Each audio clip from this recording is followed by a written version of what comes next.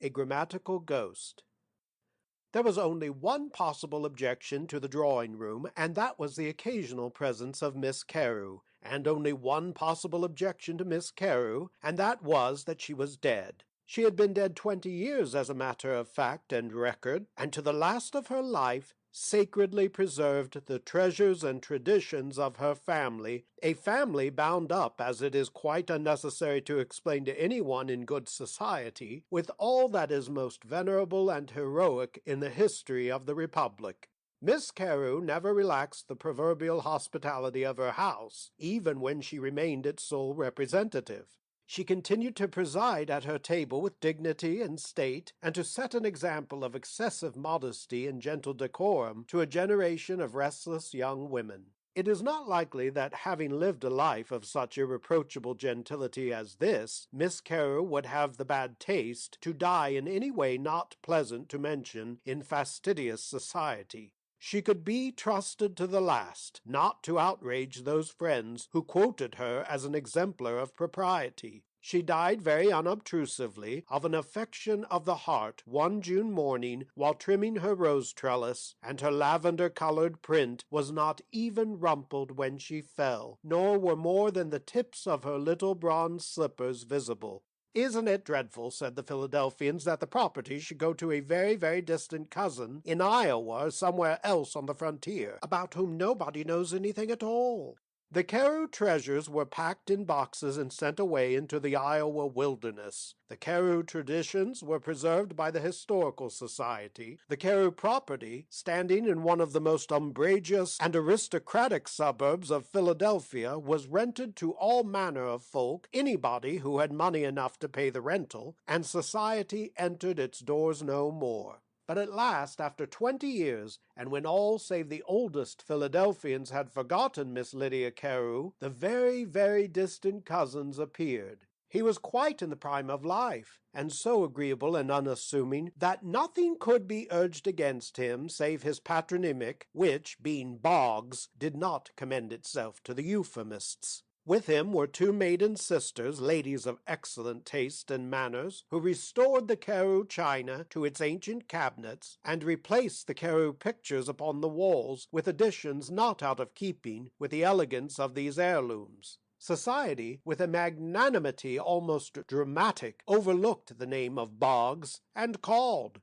All was well, at least to an outsider all seemed to be well, but in truth there was a certain distress in the old mansion, and in the hearts of the well-behaved Mrs. Boggses. It came about most unexpectedly. The sisters had been sitting upstairs looking out at the beautiful grounds of the old place, and marveling at the violets, which lifted their heads from every possible cranny about the house, and talking over the cordiality which they had been receiving by those upon whom they had no claim, and they were filled with amiable satisfaction. Life looked attractive. They had often been grateful to Miss Lydia Carew for leaving their brother her fortune. Now they felt even more grateful to her. She had left them a social position, one which even after 20 years of desuetude was fit for use. They descended the stairs together, with arms clasped about each other's waists, and as they did so presented a placid and pleasing sight. They entered their drawing-room with the intention of brewing a cup of tea, and drinking it in calm sociability in the twilight. But as they entered the room they became aware of the presence of a lady who was already seated at their table, regarding their old Wedgwood with the air of a connoisseur. There were a number of peculiarities about this intruder. To begin with, she was hatless, quite as if she were a habituée of the house, and was costumed in a prim, lilac-colored lawn of the style of 2 decades past. But a greater peculiarity was the resemblance this lady bore to a faded daguerreotype. If looked at one way, she was perfectly discernible. If looked at another, she went out in a sort of blur. Notwithstanding this comparative invisibility, she exhaled a delicate perfume of sweet lavender, very pleasing to the nostrils of the Mrs. Boggses, who stood looking at her in gentle and unprotesting surprise. "I beg your pardon," began Miss Prudence, the younger of the Mrs. Boggses, but at this moment the daguerreotype became a blur, and Miss Prudence found herself addressing space. The Mrs. Boggses were irritated. They had never encountered any mysteries in Iowa. They began an impatient search behind doors and portieres, and even under sofas, though it was quite absurd to suppose that a lady, recognizing the merits of the Carew Wedgwood, would so far forget herself as to crawl under a sofa. When they had given up all hope of discovering the intruder, they saw her standing at the far end of the drawing-room, critically examining a watercolor marine. The elder Miss Boggs started toward her with stern decision, but the little daguerreotype turned with a shadowy smile, became a blur and an imperceptibility. Miss Boggs looked at Miss Prudence Boggs. If there were ghosts, said Miss Prudence Boggs, this would be the ghost of Lydia Carew. The twilight was settling into blackness, and Miss Boggs nervously lit the gas, while Miss Prudence ran for other teacups, preferring, for reasons superfluous to mention, not to drink out of the Carew china that evening. The next day, on taking up her embroidery frame, Miss Boggs found a number of old-fashioned cross-stitches added to her Kensington. Prudence, she knew, would never have degraded herself by taking a cross-stitch, and the parlour-maid was above taking such a liberty. Miss Boggs mentioned the incident that night at a dinner given by an ancient friend of the Carews. "Oh, that's the work of Lydia Carew, without a doubt," cried the hostess. "She visits every new family that moves to the house, but she never remains more than a week or two with anyone." "It must be that she disapproves of them," suggested Miss Boggs. "I think that's it," said the hostess. "She doesn't like their china, or their fiction." "I hope she'll disapprove of us," added Miss Prudence. The hostess belonged to a very old Philadelphian family, and she shook her head. "I should say it was a compliment for even the ghost of Lydia Carew to approve of one," she said severely. The next morning, when the sisters entered their drawing-room, there were numerous evidences of an occupant during their absence. The sofa pillows had been rearranged so that the effect of their grouping was less bizarre than that favored by the Western women. A horrid little Buddhist idol, with its eyes fixed on its abdomen, had been chastely hidden behind a Dresden shepherdess, as unfit for the scrutiny of polite eyes. And on the table where Miss Prudence did work in watercolors after the fashion of the Impressionists, lay a prim and impossible composition representing a moss rose and a number of heart's ease colored with that caution which modest spinster artists instinctively exercise. "Oh, there's no doubt it's the work of Miss Lydia Carew," said Miss Prudence contemptuously. "There's no mistaking the drawing of that rigid little rose. Don't you remember those wreaths and bouquets framed among the pictures we got when the Carew pictures were sent to us? I gave some of them to an orphan asylum, and burned up the rest." "Hush!" cried Miss Boggs involuntarily. "If she heard you, it would hurt her feelings terribly. Of course, I mean," and she blushed, "it might hurt her feelings, but how perfectly ridiculous! It's impossible."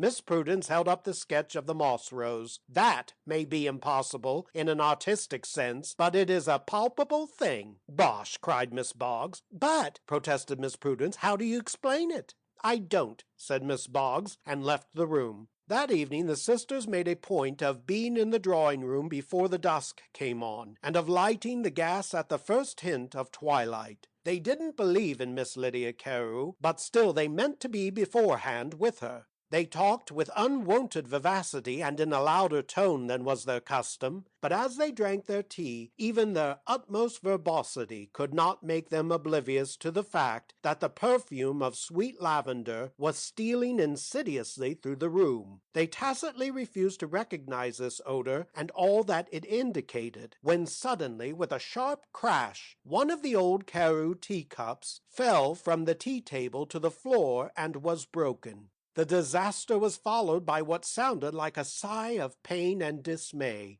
"I didn't suppose Miss Lydia Carew would ever be as awkward as that," cried the younger Miss Boggs petulantly. "Prudence," said her sister with a stern accent, "please try not to be a fool." "Your theory wouldn't be so bad," said Miss Prudence, half laughing and half crying, "if there were any sleeves to my dress, but as you see there aren't." And then Miss Prudence had something as near hysterics as a healthy young woman in the West can have. "I wouldn't think such a perfect lady as Lydia Carew," she ejaculated between her sobs, "would make herself so disagreeable. You may talk about good breeding all you you please, but I call such intrusion exceedingly bad taste. I have a horrible idea that she likes us, and means to stay with us. She left those other people because she did not approve of their habits or their grammar. It would be just our luck to please her." "Well, I like your egotism," said Miss Boggs. However, the view Miss Prudence took of the case appeared to be the right one. Time went by, and Miss Lydia Carew still remained.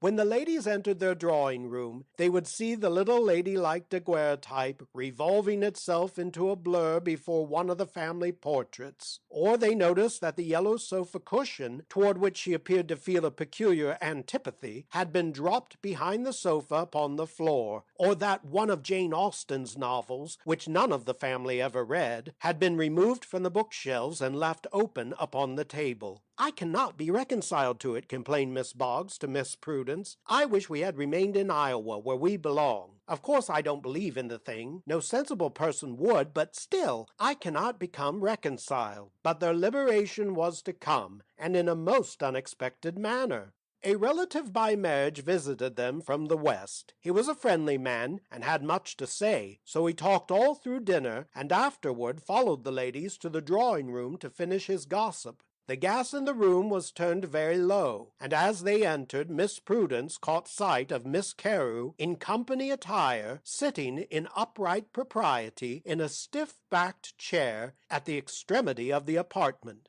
Miss Prudence had a sudden idea. "We will not turn up the gas," she said, with an emphasis intended to convey private information to her sister. "It will be more agreeable to sit here and talk in this soft light." Neither her brother nor the man from the West made any objection. Miss Boggs and Miss Prudence, clasping each other's hands, divided their attention between their corporeal and their incorporeal guests. Miss Boggs was confident that her sister had an idea, and was willing to await its development. As the guest from Iowa spoke, Miss Carew bent a politely attentive ear to what he said. "Ever since Richards took sick that time," he said briskly, "it seemed like he shed all responsibility." The Mrs. Boggs saw the daguerreotype put up her shadowy head with a movement of doubt and apprehension. "The fact of the matter was, Richards didn't seem to scarcely get on the way he might have been expected to." At this conscienceless split of the infinitive and misplacing of the preposition, Miss Carew arose trembling perceptibly. "I saw it wasn't no use for him to count on a quick recovery." The Mrs. Boggs lost the rest of the sentence, for at the utterance of the double negative, Miss Lydia Carew had flashed out not in a blur, but with mortal haste, as when life goes out at a pistol shot.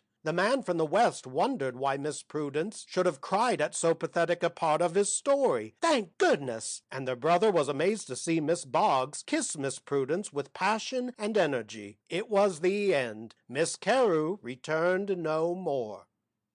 End of A Grammatical Ghost by Elia Wilkinson Peattie.